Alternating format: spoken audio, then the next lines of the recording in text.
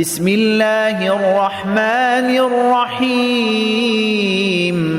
إذا زلزلت الأرض زلزالها وأخرجت الأرض أثقالها وقال الإنسان ما لها يومئذ تحدث أخبارها